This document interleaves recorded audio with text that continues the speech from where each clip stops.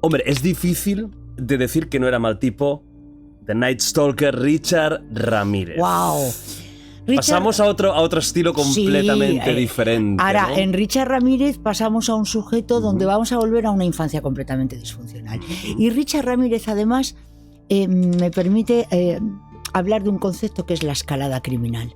La escalada criminal es una evolución comportamental que se da en agresores sexuales, en las que el sujeto empieza con pequeñas acciones poco intimidatorias. Todos sabemos que la sexualidad, con el tiempo, buscamos cada vez más estímulos. Cuando eras jovencito y te tocaban por primera vez la rodilla, ¡ah! La rodilla. Pero ahora he triunfado. Jordi igual tiene 41 años Claro. y si te toca en la rodilla, en la rodilla. Bueno, a lo mejor alguien mataría, ¿eh? No sé si Más habría- de uno, a lo más mejor- de uno que te está bicheando. A lo mejor habría algún Y asesinato, ¿eh? Tienes a muchos lovers. Sí, aquí le tenemos. Míralo. Que él tenía raíces latinas. Ujú. Era Aquí un se había hombre- arreglado los dientes, ¿eh? Sí, porque no eran sus dientes sí, originales. Los llegó a tener muy mal. Ajá. Pues Richard Ramírez, Ujú. yo creo que habla muy bien de esa escalada criminal. Ujú. En la escalada criminal se empieza, como os decía, buscando estímulos eróticos con pequeños actos, el robo fetichista de ropa interior, por ejemplo, en el que simbolizo eróticamente que me apropio de la sexualidad a través de la prenda que cubre los órganos sexuales. Luego busco una víctima que no sepa que yo la veo, mironismo. Luego necesito introducir ya una víctima, pero todavía no me atrevo a tocarla, exhibicionismo. Ahí erotizo su horror, su miedo, su asco, su desprecio, hasta que empiezo el froturismo, el contacto, violación, asesinato, canibalismo, necrofilia.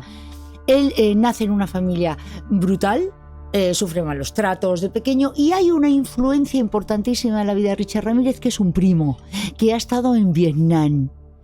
Y aquí confluyen una infancia disfuncional, un sujeto que, vamos a decir, factores de personalidad.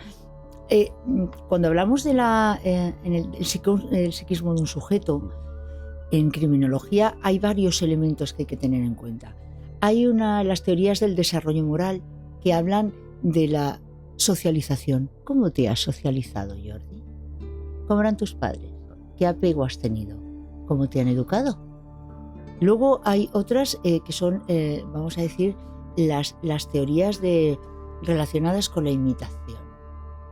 ¿Qué has visto? ¿Qué es lo que te han enseñado? Luego están las teorías del desarrollo moral. ¿Qué te parece normal y qué no? ¿Qué justificas y qué no? Que te dice, hombre, es que mi padre cosía hostias a mi madre. Es lo normal. Es Fred West. Es que su mamá se acostaba con él cuando tenía 6 años. ¿Por qué no me voy a acostar con mi hija? Pedro Alonso López. Si a mí me violaban con 5 años, si mi madre se prostituía delante de mí, ¿dónde está el problema? Y luego están los factores de personalidad. Los factores de personalidad, sabemos que tenemos temperamento y carácter. Con el temperamento nacemos y el carácter lo desarrollamos. Yo creo que él traía, me río la expresión, la pedra. La pedra, hombre, pedraíta había. Todos ahí, ¿eh? tenemos un toquecito, Ajá. ¿verdad? Que decía aquel Joshua, el líder liberiano que se comió el corazón de más de 2000 hombres. Decía, es como un toquecito. Pues todos tenemos nuestro toque, Ajá. todos tenemos factores de personalidad que nos hacen... Entonces, en él se mezcla una infancia disfuncional, malos tratos, y de pronto llegamos a un patrón de imitación y conducta que es un primo que ha estado mayor que él, que ha estado en Vietnam. Y ahí te enseño cómo se te puedes follar a las zorras vietnamitas y cómo cortar la cabeza. ¿Sabes cómo entrar en una casa sin que te escuchen? ¿Sabes cómo asaltar y cortar el cuello a alguien sin mancharte de sangre? Y todo este tipo de barbaridades se las enseñas a un niño al que le han estado maltratando, que además se ha criado en un ambiente muy carencial, con lo cual está en la sociedad, ellos, los ricos, los privilegiados y yo. Entre esa infancia disfuncional, el patrón de educación del primo empieza a cometer, llegamos a la escalada. Y en su caso hay una escalada criminal que va del pequeño robo, el asalto, el robo con violencia, el allanamiento de morada, la agresión sexual, la violación y el asesinato. Y entonces, cuando hablamos en criminología de peligrosidad criminal, hay un concepto que es la plasticidad criminal. Él toca todos los palos.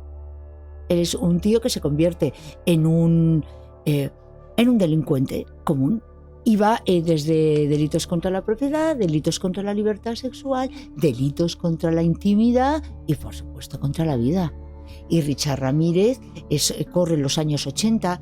Bronsky se planteaba, que es un investigador, un estudioso de la depredación humana, ¿por qué los 80 fueron tan prolíficos? Claro, hay un montón de los 70 y 80, 70, 80 son 2 décadas de muchos asesinos. Uno, la guerra del Vietnam y varios conflictos bélicos se hace que haya muchas personas traumatizadas por haber participado en auténticas bestialidades como pues en la guerra del Vietnam, donde se cometieron burradas. 2, crecen, estoy hablando especialmente en Estados Unidos, la red de carreteras interestatales que les permite una movilidad impresionante.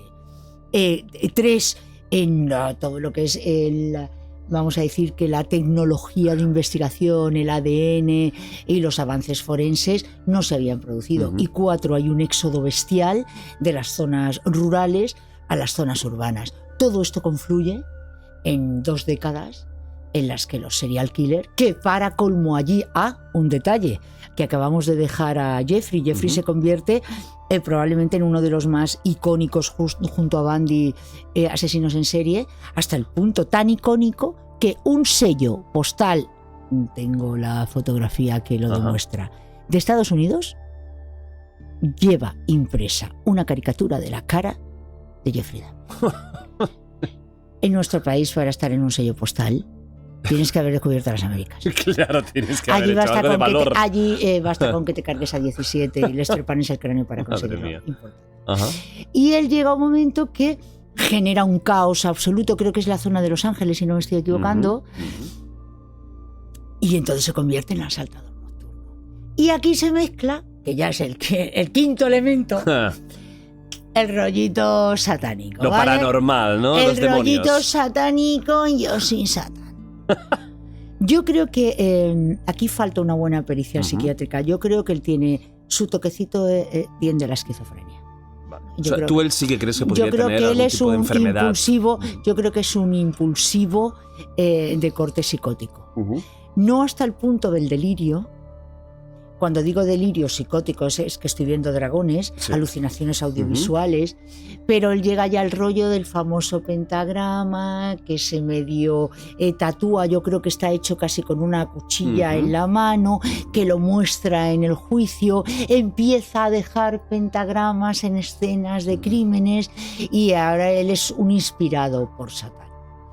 ¿Te lo crees eso o crees que es un poco una fachada que él se construye para ser más cool? Sí, yo creo que va un poco por ahí. Más que él realmente... Yo no creo que el tío tenga una ideología satanista. A ver, en Estados Unidos ahí está la iglesia de Satán, que la lleva Anton LaVey. Por cierto, que tiene unos cuernecitos muy graciosos que se ha implantado. Se ha implantado dos cuernecitos, sí, que le quedan muy cool. Qué bueno que yo que he hablado a veces con gente que se autodenomina como satanista, ellos dicen que no, el Satán para ellos no es el mal. Por supuesto. No tiene nada que ver, es como el rechazo al Dios cristiano. Ahí te he visto. Es el ángel caído. Sí, es como para ellos significa libertad. Eso, y de hecho Anton LaVey, que es el, vamos a decir, el que dirige la iglesia satánica, lo primero que tiene en su decálogo es que no hay sacrificios humanos, censuran cualquier forma de violencia. Yo creo que se lo pasan pipa, no sé si follando o comiendo unas setas. Hombre, si no ves tú para qué sirve, ¿no? No lo tengo muy claro. Pero, y más allá del rollo satánico, es como una contracultura, ¿no? Claro. Es exacto. Como Rechazamos un poco iconoclasta, lo tradicional. todo, vamos a decir, el decálogo católico, y somos satanistas. Luego hay un tipo de satanismo mucho más cruel, el narcosatanismo de Adolfo de Jesús Costanzo y Sara Aldrete, que por cierto hacían rituales de palo mayombe en los que hacen falta restos cadavéricos, que son que deben tener una serie de años, utilizaban trozos mutilaban a víctimas para favorecer con magia negra y santería el tráfico. Ese es otro rollito. Eso es otro rollito. Y los cruzados del todo, que hacen misas negras con sacrificios, eso es otro rollo. Entonces, yo no tengo muy claro. Yo creo que el satanismo de él es que malo soy. Es un tío que se ha enfriado emocionalmente. Fíjate que no tengo claro si llega al psicoticismo o a la sociopatía. La sociopatía, también habéis hablado muchas veces de ella, no es lo mismo que la psicopatía.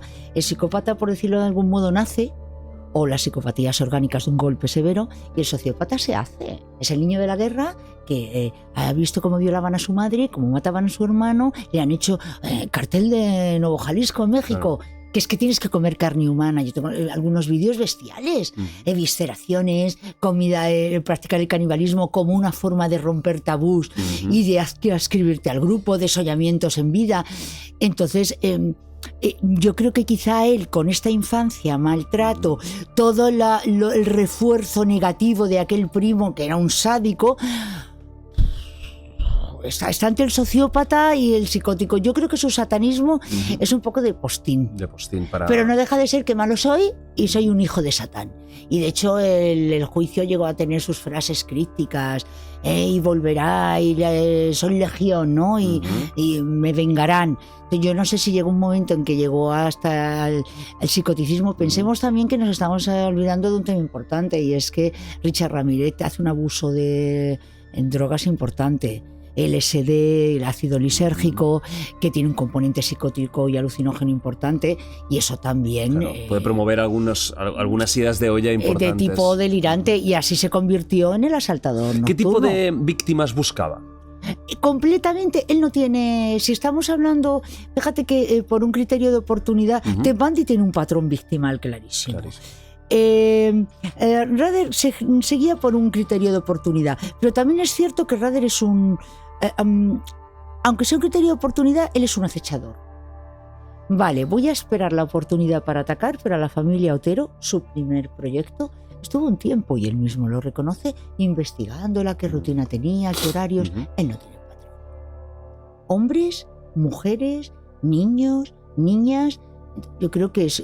hay desde rabia, experimentación. Yo creo que en realidad es el gran desconocido. Es un sujeto amoral, que roba, que viola, que mata, por criterios de oportunidad y sin ningún sentimiento de culpa. Y no creo que estuviera guiado por el maligno. Es como el caos hecho ser humano, ¿no? Como un elemento totalmente disruptivo, caótico, que no sabes por dónde va a salir. No sé dónde estoy, no tengo ningún lugar en la vida, entro en una casa, violo a esta, mato al niño, me cargo al tío, robo, sigo, continúo. Era una carrera. De hecho, termina, creo que muere de un cáncer de en la cárcel. Colon, y además recientemente, puede ser que sea... ¿En el 21 ha muerto él? Sí, hace tan poquito, sí. Bueno, o sea, no sé si era tan poco, pero sí, vivió años en la cárcel, que hay entrevistas. Mucho, bueno, y se enamoran. Otro. Otro que ha tenido club de fans. Bueno, que se casa en la cárcel. Ese otro que genera... claro, es otro tipo de atractivo, ¿no? Que el de Bundy era como un atractivo muy americano. Este es un atractivo sí, es muy latino, tiene muy rasgos caótico, ¿no? Muy de terror, Sí, pero de nuevo es el macho dominante. Claro. Y hay mujeres a las que ese macho dominante le resulta muy atractivo. Yo creo que era incluso más peligroso que Bundy. Porque Bundy se inserta en la sociedad. Hay un Bundy que es abogado, que es agradable, que es buen vecino y que es novio. Y que lo llevas a la casa de tus padres y da al tipo. Rader ni te cuento. Un tío que tiene una doble vida total. Pero este tío no te lo llevabas a ningún lado. O sea, un completamente asocial, paria. Violento, paria, sin espacio, sin lugar, y llega un momento que es una carrera que no tiene final. ¿Tú por qué crees que mataba? Porque el sexo para él no era lo principal. No, de hecho él no, la violación, cometió algunas violaciones, yo creo como un ejercicio de poder y de dominio. Yo creo que era por puro desprecio, por rabia, ¿no? Porque ¿qué molestas, tío? Quita, ¿qué no grites? ¿Qué molestas? ¿Qué gritas? ¿Por qué no me lo das? Él siempre tuvo una sensación de el mundo, ellos y yo. Claro. Yo nazco en un lugar de mierda, me tratan fatal, soy un niño maltratado, soy un niño abandonado, soy un niño no querido, y luego el único referente que yo diría cuasi paternal que tiene, que es ese primo, todo lo que le enseña es violencia y degradación y cómo cargarte al otro, y le enseña que el mundo es un lugar hostil, es un campo de batalla. Venga, tío, este es el puto Vietnam. Y entonces todas esas ideas en una cabecita que yo creo que no estaba bien amueblada, si a eso le sumamos psicotropos que son un disparador, creo que tenemos un cóctel letal. Pues, Richard Ramírez no se le puede intentar entender mucho desde el mundo lógico, porque su recorrido no era lógico, no lo tenía.